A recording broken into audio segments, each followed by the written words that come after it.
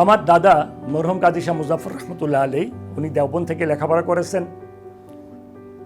উনি একবার নির্বাচন করেছেন, ব্রিটিশ আমলে নির্বাচন করেছেন। আর আমার বাবা মুসলিম লীগ করতেন, তার ধারাবাহিকতায় আল্লাহ পাক। তা আমি জীবনে চিন্তা করি নাই যে আমি 5 বার এমপি হব, মন্ত্রী হব। ব্যাপারটা হচ্ছে কি, আমি কিন্তু মুরাদনগর মানুষের নিজেকে কামলা মনে করতাম। আমি তাদের কাছে এমপি হিসেবে কখনো পরিচিত থাকতাম না। মেয়েদেরকে ভাই হিসাবে, ছেলেদেরকে ভাই হিসাবে, আর সবাই আমাকে দাদা বলে ডাকতো মুরাদনগরের। কারণ আমি দেখতাম যে বাজারে যখন আসে তারা ক্রয় ক্ষমতার বাইরে চলা কোনো জিনিস কিনতে পারে না, মুখটা কালো, অনেক সময় ছোট ছোট গরিবরা কান্নাকাটি করে।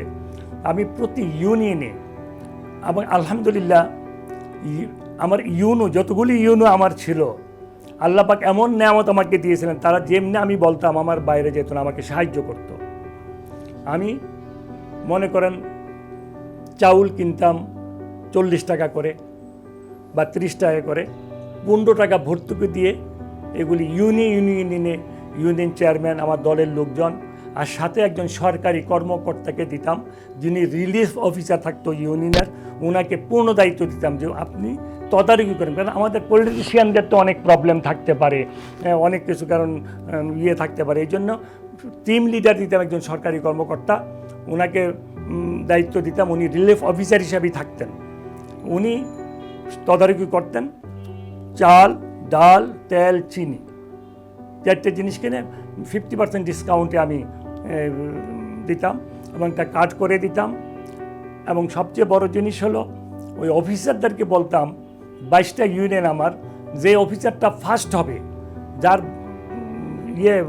অপচয় কম হবে, নির্বাচন 100% সুষ্ঠু হবে, কোনো কমপ্লেন আসবে না, তাকে হজে পাঠাবো।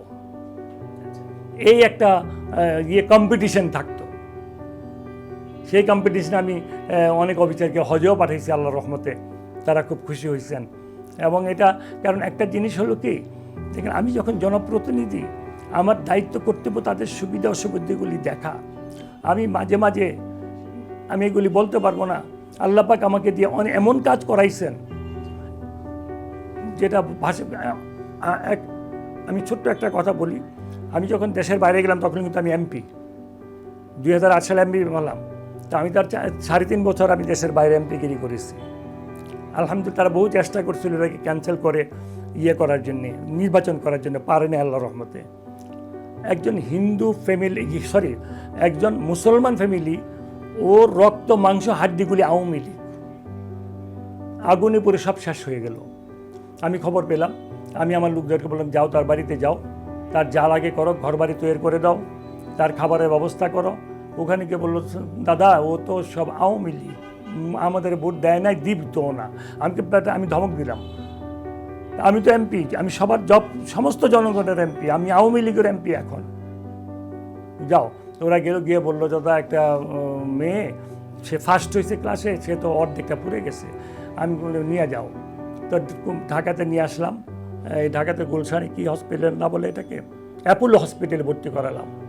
প্রায় 9 লাখ টাকার মতো খরচ গেছে আমার তখন। আমি তখন বিদেশে, আমি খুব খারাপ অবস্থায়। সে মারা গেছে মেয়েটা, এবং তার বাড়ির পুরা ঘরগুলি তৈরি করে দিয়েছি, তার বাড়ির খাবার দাবার সব করে দিয়েছি। সে কিন্তু আওয়ামী লীগ করতো, এখন আওয়ামী লীগ করে। আমি চেষ্টা করেছি। আর বিশেষ করে হিন্দু সমাজ, আপনি লক্ষ্য করেছেন হিন্দুরা মুরাদনগরে আমার জন্য মানববন্ধন করেছে।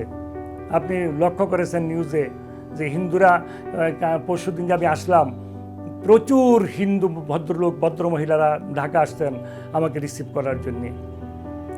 তারাও জানে আমি কি।